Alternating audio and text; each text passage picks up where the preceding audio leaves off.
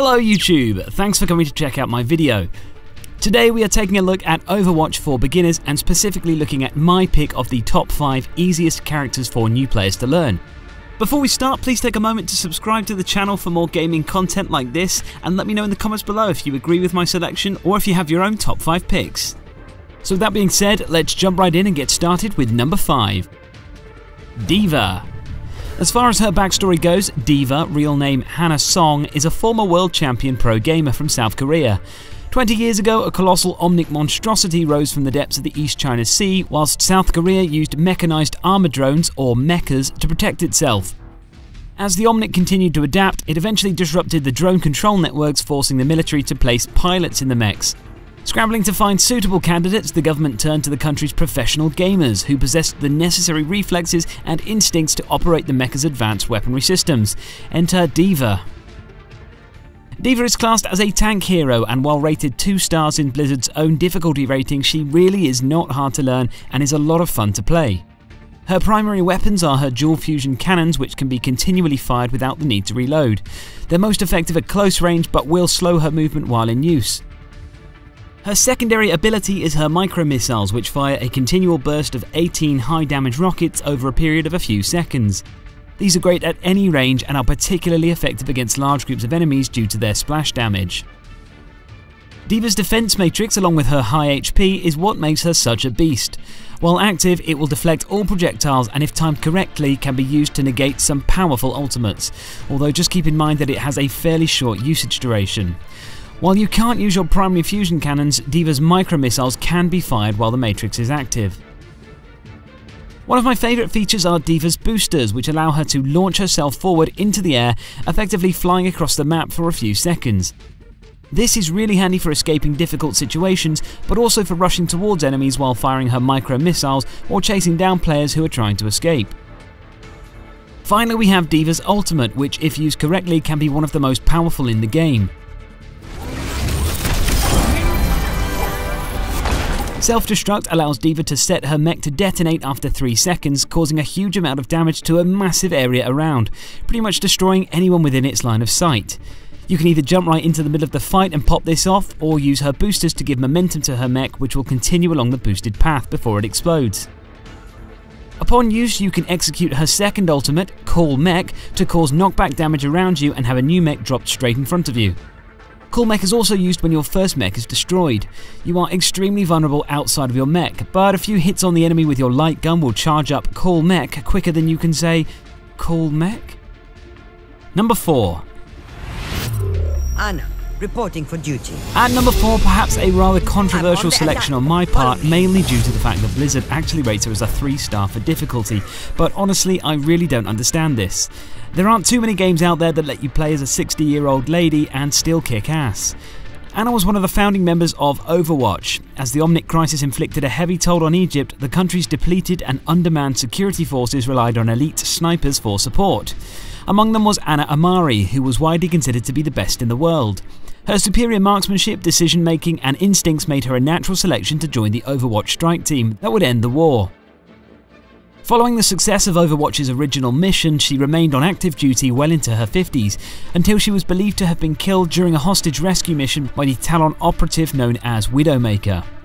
In truth, Anna survived the encounter despite being seriously wounded and losing her right eye. During her recovery, she wrestled with the weight of a life spent in combat and she chose to stay out of the world's growing conflicts.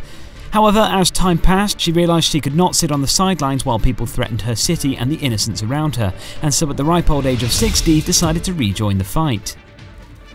Anna is classed as a support hero, and whilst yes, some accuracy is required, her main skills are both offensive and defensive at the same time.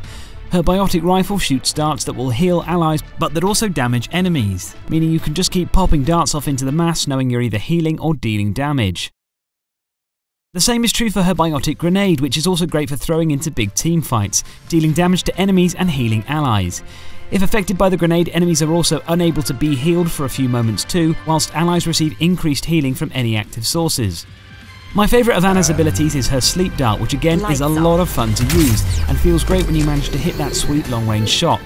It essentially knocks an enemy out, rendering them unconscious for 5.5 seconds, although any further damage dealt to the enemy will wake them. This is great when you're being chased down and need to make an escape, but also from long range to incapacitate stationary enemies causing your team trouble like Bastion or Reinhardt, although you need to make sure his shield is down first. Finally, Ana's ultimate Nano Boost allows her to boost an ally so that they deal increased damage and take less themselves. This is ideally used to initiate a team fight and in conjunction with other allies' ultimates, so communication is crucial. Ultimates for DPS heroes like Soldier 76 or Reaper can really benefit from Nano Boost, just don't waste it on another support character. Coming in at number 3 we have Junkrat. Junkrat is by far my favourite character to play in Overwatch. This Aussie nutter is an explosive, obsessed lunatic with some really unique abilities.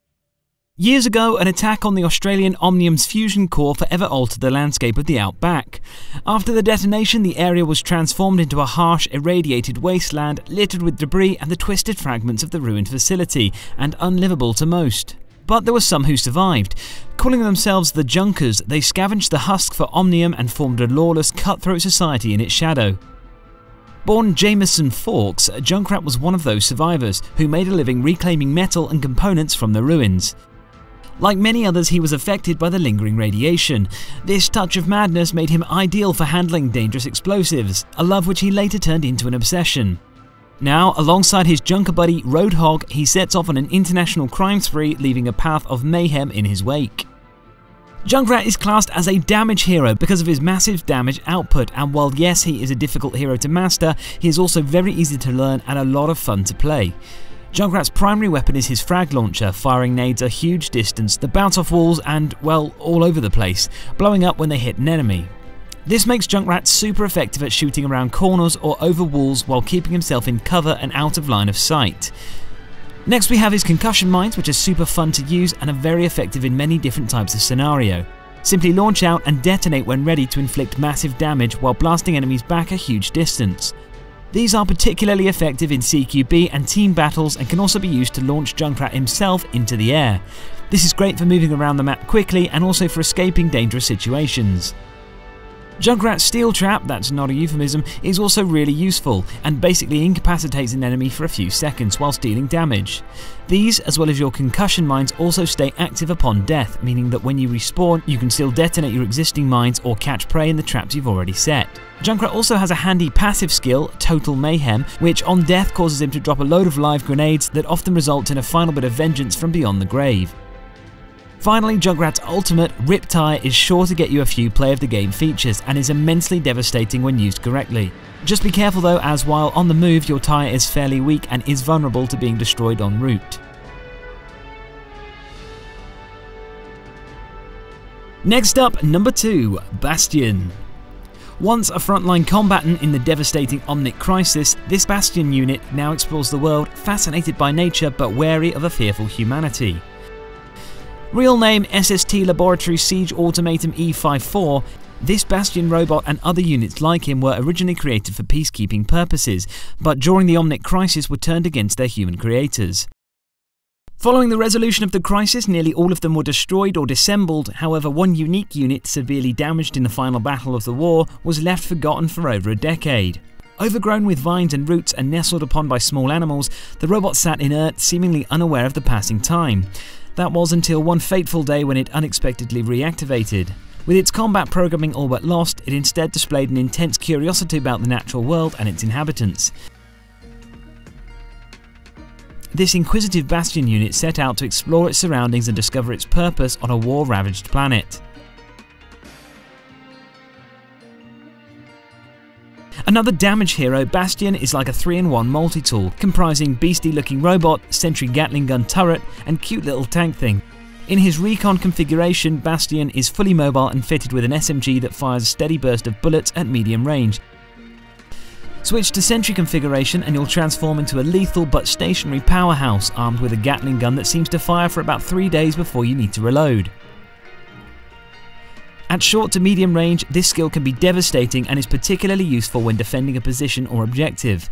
Just think strategically about where you place yourself and remember that when you're deployed as a sentry, you are immobile until you've fully switched back, and so can be extremely vulnerable if caught off guard. Another great skill, particularly for new players to the game, is Bastion's ability to self-repair. At any time, simply use your self-repair skill and you'll be back up to full health in no time.